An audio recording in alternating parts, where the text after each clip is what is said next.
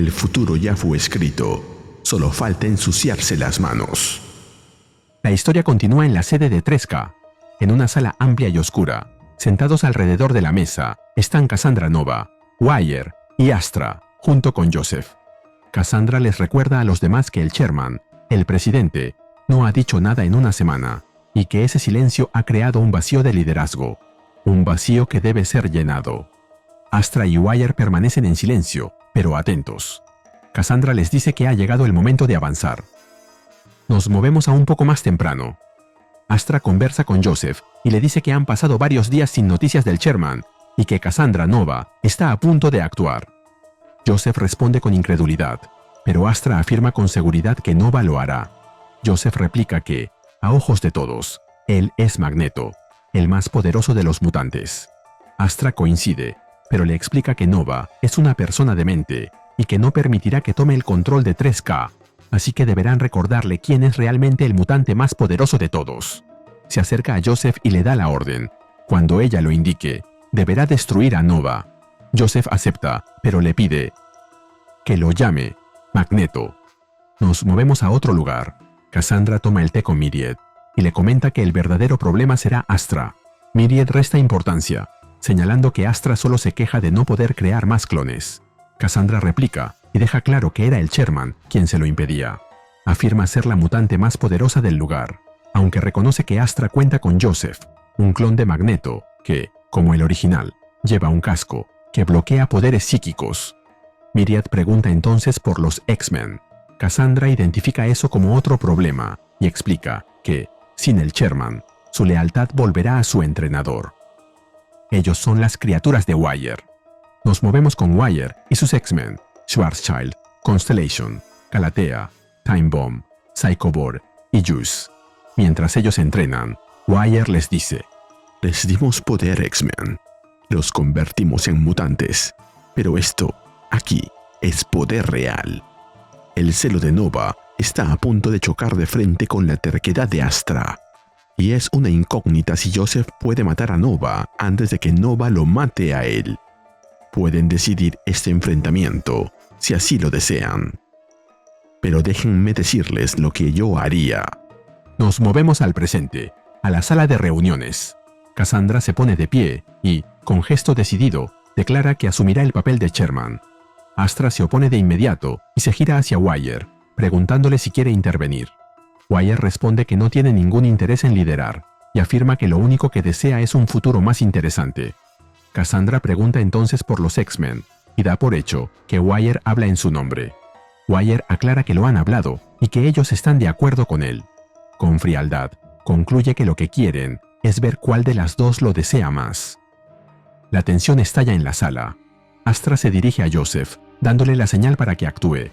Cassandra Nova interviene de inmediato y le ordena que se detenga. Joseph, ignorándola, activa sus poderes magnéticos contra ella, mientras le recuerda a Astra que le pidió que lo llame Magneto. Cassandra bloquea su ataque utilizando sus poderes y afirma que su telequinesis puede igualar la ferrocinesis del clon. Astra se prepara para intervenir, asegurándole que no será por mucho tiempo. Cassandra replica que no necesita mucho tiempo y llama a Myriad. Joseph reacciona sorprendido, preguntándose quién es esa, pero Myriad aparece volando detrás de él. Como comentario, a menos que luego se diga lo contrario, Myriad es Robin Cobb, la hermana gemela de Piper Cobb, quien tiene la habilidad mutante de poseer a otros seres orgánicos, vivos o muertos. Parece que aquí poseyó a una mosca. Myriad aparece de improviso junto a Joseph y le quita el casco, mientras lo saluda con calma. Cassandra aprovecha el momento y concentra su poder sobre Joseph, ordenándole que duerma. Astra reacciona al instante e intenta detenerla, pero no puede evitar que su Joseph sea derribado. Cassandra, sintiéndose ganadora, se burla de ella y su desesperación.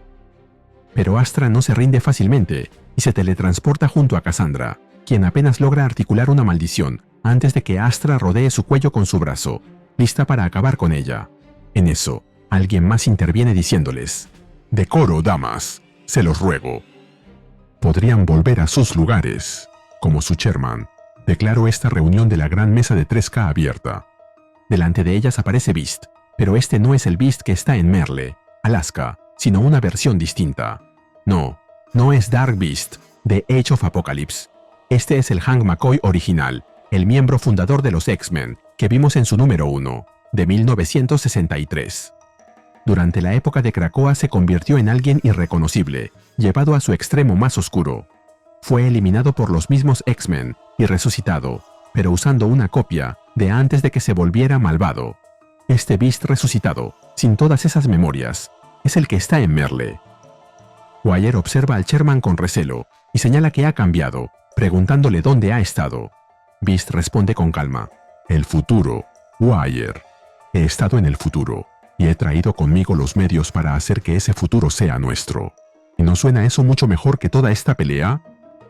Poco después, el grupo se reúne en un espacio abierto. Beast, Cassandra, Wire, Astra, Myriad, Joseph y los X-Men de 3K, todos permanecen juntos, alineados y en silencio. Beast les dice: aquí estamos, todos juntos.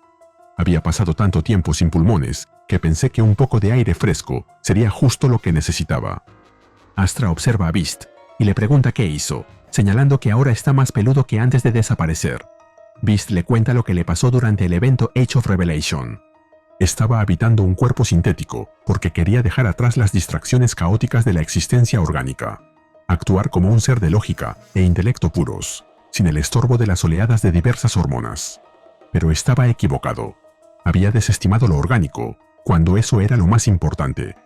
Hizo falta que mi conciencia fuera catapultada 10 años hacia el futuro, dentro de un cuerpo orgánico, para comprender de qué me había privado. Mi yo futuro, el Dr. Henry McCoy, de dentro de 10 años, intercambió su conciencia con la mía. Yo me encontré en el futuro, mientras él estaba en este tiempo. Sin embargo, se cometió un error.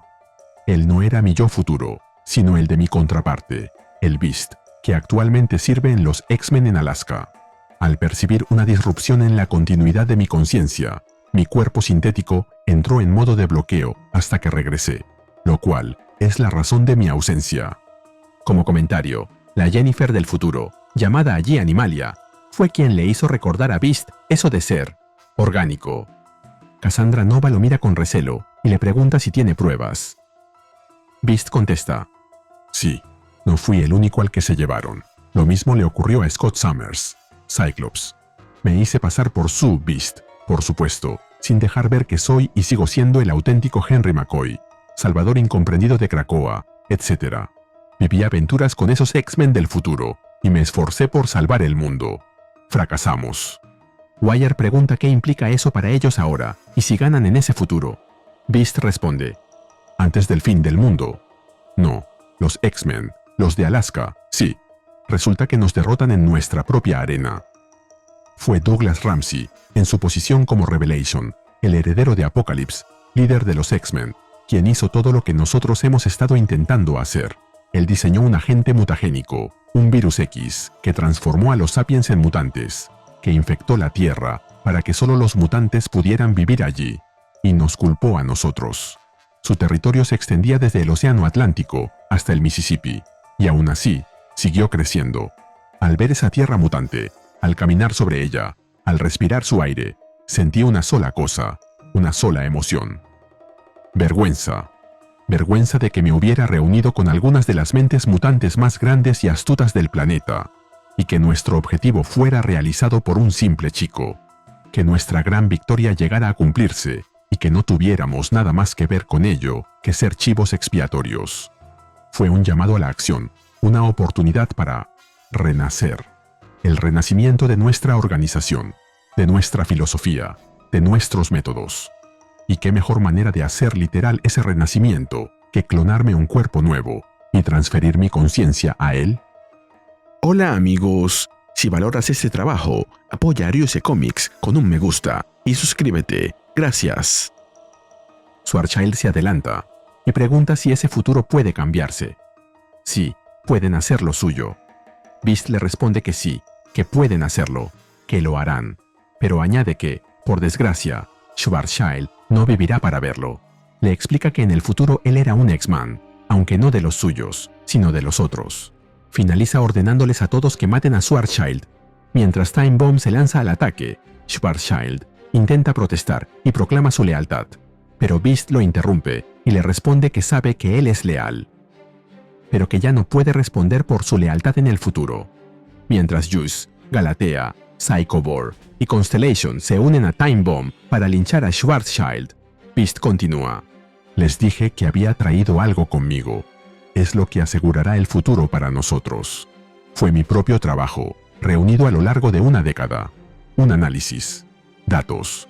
Sé cómo crear el virus X. Astra toma la palabra. Entiende que él ahora sabe cómo convertir a los humanos en mutantes. No mediante el ensayo y error que han estado usando, sino con un método fiable. Cassandra recoge la idea y agrega que, finalmente, sus objetivos están al alcance de la mano, que el futuro mismo está al alcance de la mano. Mientras ellos conversan al aire libre, con el sol brillando, las aves volando y toda esa mamada, la paliza a Wire continúa. Finalmente, Wire comenta: ¿Y qué futuro tan interesante es el que escuchan mis oídos? Bueno, déjame ser el primero en decir esto. Bienvenido de vuelta, señor Chairman. La última imagen nos muestra el lugar donde están. Una base flotante, en medio de un bosque montañoso, sin ningún otro ser humano, a kilómetros a la redonda. Y de esa estructura futurista se ve caer un cuerpo, el de Schwarzschild, quien, obviamente, no morirá y se unirá a los X-Men de Alaska. Y así terminamos con X-Men número 24, con guión de Jed McKay y arte de Tony Daniel. ¿Qué te pareció este número? Dímelo en los comentarios y mandaré saludos en el siguiente video. Por cierto, saludos a VirtualBlogs 181. Nos vemos allí.